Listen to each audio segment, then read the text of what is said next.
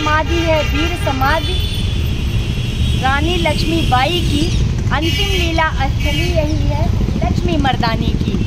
सिखा गई पथ दिखा गई, हमको जो सीख सिखानी थी, मनुज नहीं वह अवतारी थी।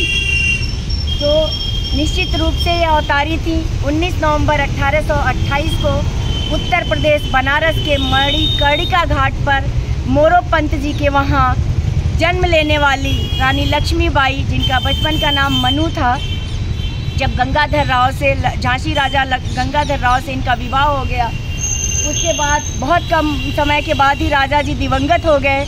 और ये भारतीय इतिहास की पहली ऐसी महिला थी, ऐसी वीरांगना थी, जिन्होंने सत्ता की बागडोर अपने हाथ में लेकर स्त्री पुरुष मतलब समस्त प्रजा को सुखी संपन्न और प्रसन्न रखा और साथ लेकर चली।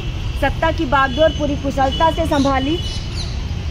और जब 10 दिनों तक झांसी के किले में लगातार इन्होंने अंग्रेज़ों से लोहा लिया, तो क्या स्त्री क्या पुरुष सबके हाथ में तलवार थी और सब इनके साथ सैनिक के रूप में बदल चुके थे अपने मातृभूमि झांसी की रक्षा के लिए। इनकी आसमान की तरफ उठी हुई तलवार इनकी समाधि पर, इनके घोड़े का पैर देखिए, एक आगे एक पीछे, ये संदेश देते हुए पैर है, ये संदेश देती हुई ये तलवार है कि ये वीरांगना हारी हुई वीरांगना नहीं है, ये युद्ध लड़ते हुए वीर गति को प्राप्त की हुई वीरांगना है की समाधि है। एक ऐसी वीरांगना जो अपनी मातृभूमि के लिए 10 दिन तक झांसी के किले में अंग्रेज़ों से लोहा ली बिना थके।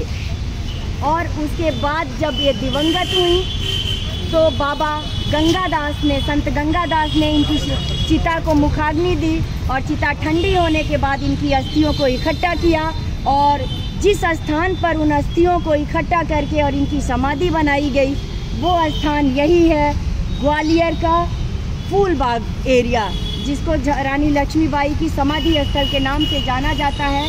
तो मेरा इस्माइली परिवार 3 दिवसीय अपने ग्वालियर ट्रिप के दौरान आज फूलबाग ग्वालियर में रानी लक्ष्मीबाई के समाधि स्थल पर है। और आप देख सकते हैं, कहते हैं फूल मालाएँ तो बहुत सारे लोगों की समाधि और चिताओं पर चढ़ाई जाती हैं, संतों के, वीरों के, सबके, लेकिन बिना हारे युद्ध भूमि में जो वीर गति को प्राप्त करे, ऐसे संतों की चिताओं पर ऐसी शहीद ज्योति जलती है, जो आप देख सकते हैं जल रही है इस वक्त रानी लक्ष्मीबाई की समाधि पर।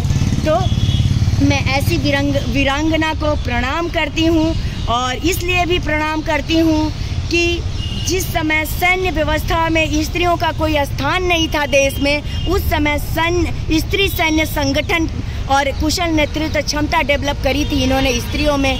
इनके 3 घोड़े थे, सारंगी, बादल और पवन। ऐसा माना जाता है कि रानी लक्ष्मीबाई सारंगी, पवन और बादल, इन 3 घोड़ों पर सवार होकर युद्ध भूमि में जाना पसंद करती थी।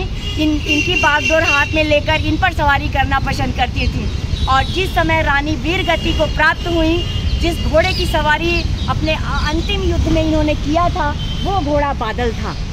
उस घोड़े का नाम बादल था। आप देख सकते हैं रानी के घोड़े का जो चित्र है, इसका पैर देख सकते हैं। ये वीर गति को प्राप्त होने वाले घोड़ों का ये ऐसी आकृति हमारे यहाँ लगाई जाती है, और जिसकी तलवार ऊपर हो वो वीर गति को प्राप्त हुआ योद्धा होता है।